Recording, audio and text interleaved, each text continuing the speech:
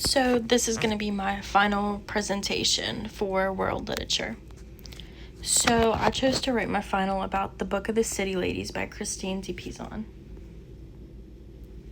Christine de Pizan. She was born in Venice, but she only lived there till she was about 4 years old, and then she lived the majority of her life in France.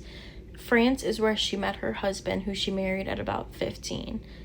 Her husband was a member of the French court, and he strongly encouraged her to explore all of her ideas and all of her ideals, and not only to explore that, but to write about it.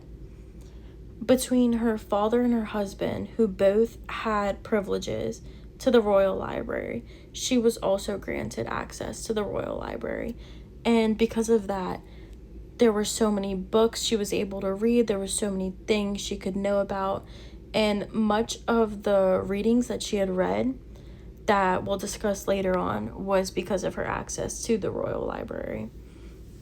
So Christine became one of Europe's first female writers that were taken seriously as a professional. There were other female writers during this time, but not many of them made an actual career out of it and were as well heard as Christine was. She used her education and her personal beliefs to challenge the beliefs in literature. And by that, we are talking about the differences between men and women during this time in France. So she wrote The Book of the City Ladies.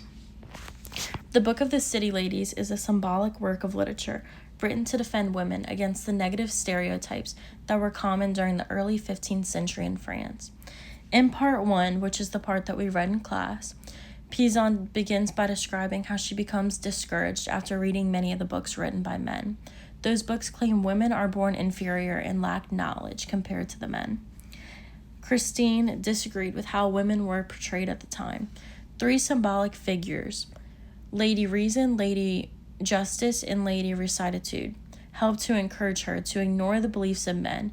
Not only that, but they help her to build a city of ladies. And this is not a real city with real women in it. It is a symbolic place where all of the strong intellectual women rule and their accomplishments are remembered. And not only that, but she makes it known towards the end that the city ran perfectly fine. There was no divide in the government. There were no civil arguments or disagreements. The government ran smoothly. And we can only assume that it is because of the strong and intellectual women that ran it. So why I chose the Book of the City Ladies.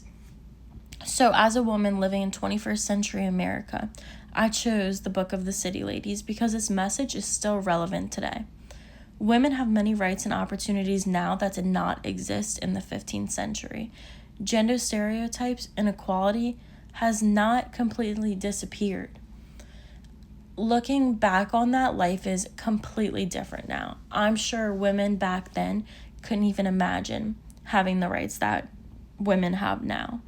But even though we have so many more rights, it took 600 years from the point where this book was written to get all the rights we had.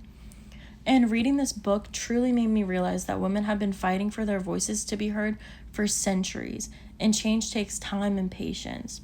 Christine left her mark by reminding people that women are more capable than they are made out to be, especially in literature during the 15th century in France. Reading her work reminded myself of that too, and I will never take my rights for granted. So, 15th century France. What was happening during this time? France was deeply involved in the 100 Years' War, and that was a war between England and France. It left cities, villages destroyed. It messed up trade for France, and it left them with so many financial burdens.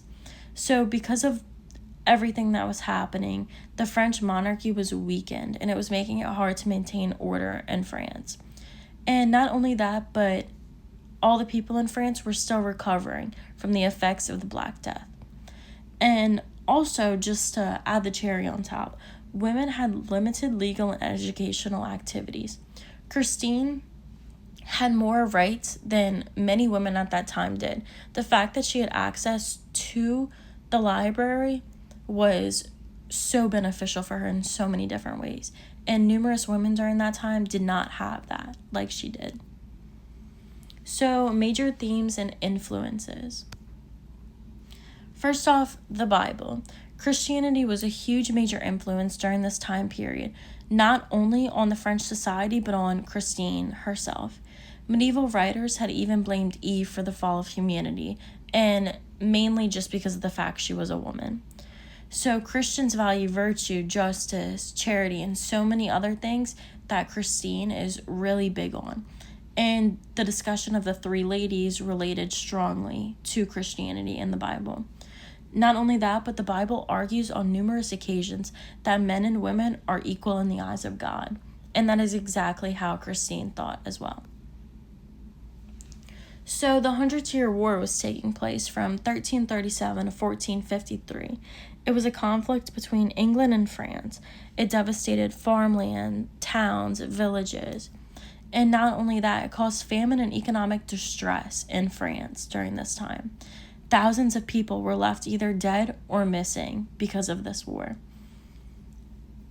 Even though France ended up with the victory at the end of this war, the French monarch was basically in a civil war with themselves during this war. It was split into two different sides, two different arguments, and it basically divided the monarchy in half. But after the war, the government ended up being stronger than it was pre-war. So Joan of Arc, despite the fact that she became super popular after Christine wrote the Book of the City Ladies, Joan of Arc is a direct example of what a woman is, according to Christine. So she was a French peasant girl who became one of the most influential figures in the war. When she went to generals and other people about wanting to fight in the war, she was quite literally laughed at, and people made a mockery of her because she thought she was a joke. But through her victories in war and through all the trials and tribulations that she had went through, it led her to be such a great influential leader, and she was a direct representation of what Christine believed a woman ought to be. So, summary. Although the Book of the City Ladies was written well over 600 years ago in France, and we are reading about it and looking over it in 21st century America, its message still continues to resonate with modern readers like myself. Christine challenged the beliefs of medieval society by showcasing that women have always possessed qualities such as wit, intellect, and bravery. This hasn't just come up in the last 100 years, and women are just now starting to realize that they're smart and they're brave and they're courageous. This has always been known. It just wasn't talked about as enough as it should have been talked about.